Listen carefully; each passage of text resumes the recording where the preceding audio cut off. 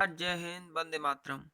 तो दोस्तों, आपका एक बार फिर से स्वागत है आपके अपने यूट्यूब चैनल एसएससी एकेडमी में।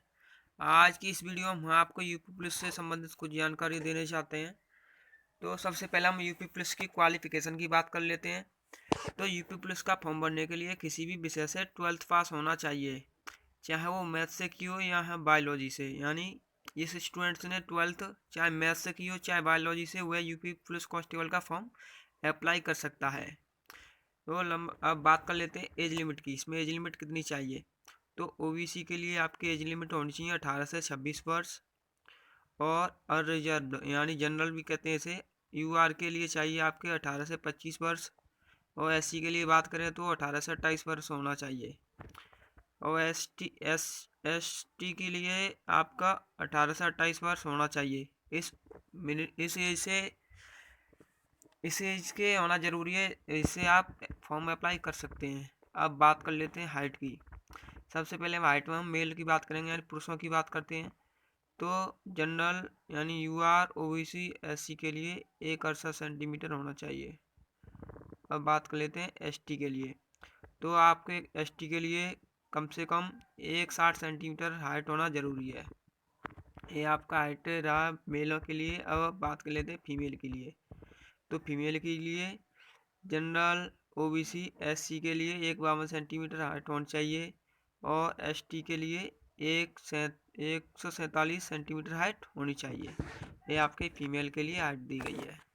अब बात कर लें सिलेबस यानी सिलेबस यूपी पुलिस में, यानी एग्जाम पैटर्न और सिलेबस यानी किस विषय से कितने प्रश्न बनते हैं। तो सबसे पहले बात कर लेते हैं गणित की। तो आपके गणित में 18 प्रश्न मैथ के आते हैं, जो बहुत ही इजीली नॉर्मल आते हैं। अब बात कर लेते हैं जनरल नॉलेज की। तो जनरल नॉलेज के कम से कम 37 प्रश्न आते हैं, जो यानी यूपी पुलिस में बहुत अच्छी खासी जी के पूछी जाती है, याद रखना दोस्तों।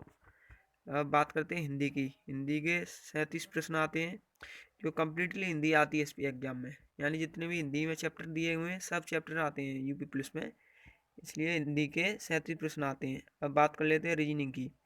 तो रीजनिंग में 58 प्रश्न आते हैं। कभी कभी स्टूडेंट कन्फ्यूजन में हो जाते हैं कि 58 नहीं आते रीजनिंग के, इसमें कुछ मैथ भी होता है। हाँ, इसमें कुछ मैथ होता है, मैं भी मानता हूँ।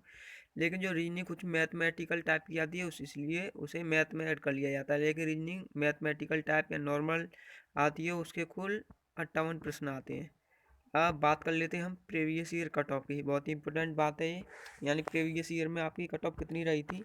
तो साहब आपके वर्ष 2018-2019 की कट ऑफ बताते हैं सबसे पहले। यानी जो फॉर्म 2018 में अप्लाई किए गए थे और 2019 में शायद एग्जाम हुआ था, तो उसमें जनरल की बात कर लेते हैं। तो जनरल की कट ऑफ रही थी आपके 185।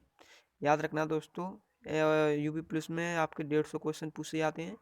प्रत्येक क्वेश्चन 2 अंक का होता है, इसलिए टोटल 300 अंक का होता है। यह आपकी कट ऑफ 300 अंक में से है, यानी जनरल की कट ऑफ गई थी 300 में से 185। अब बात कर लेते हैं ओबीसी की। तो ओबीसी की आपकी कट ऑफ 172 रही थी। अब बात कर लेते हैं एससी की। तो आपकी एससी की कट ऑफ 145 गई थी।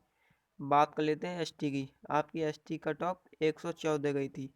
ये आपके 2018-2019 की कट ऑफ बता दी है हमने। अब बात कर लें जो 2018 में एग्ज़ाम हुआ था उसकी, यानी एक दो बार फॉर्म निकले थे लगा 2018 और 2019 में। 2019 में यानी 2 एग्ज़ाम हुए थे। तो बात कर लेते हैं जनरल की कट ऑफ आपकी। तो जनरल की 225 गई थी। आप सोच रहे होंगे कि उसमें जनरल की 185 है, इसमें 225 कैसे। तो एग्ज़ाम का डिफरेंट होता है। अगर एग्ज़ाम नॉर्मल आता है तो कट ऑफ हाई हो जाती है। ऐसा कुछ नहीं है कि कट ऑफ इतनी जाएगी उतनी जाएगी, आप फिक्स नहीं कर सकते हो। सब कुछ डिपेंड करता है एग्ज़ाम पर। अब बात कर लेते हैं ओबीसी कट ऑफ। तो ओबीसी कट ऑफ यहाँ पर 216 गई थी। अब बात कर लेते हैं एससी की। तो एससी कट ऑफ यहाँ पे 187 गई थी, यानी वो 300 में से 187 पे एससी की कट ऑफ गई थी। बात कर लेते हैं एसटी की। तो आपकी एसटी कट ऑफ 153 गई थी आउट ऑफ 300। यानी मैंने आपको कट ऑफ बता दी है। 2 एग्जाम हुए थे इससे पहले, 2018 में वैकेंसी निकली थी, 18 और 19 में। तो एग्जामों की कट ऑफ बता दी है। अब बात कर लेते हैं कि यूपी पुलिस की वैकेंसी आने की संभावना कब तक है, यानी यूपी पुलिस के फॉर्म कब तक आ सकते हैं।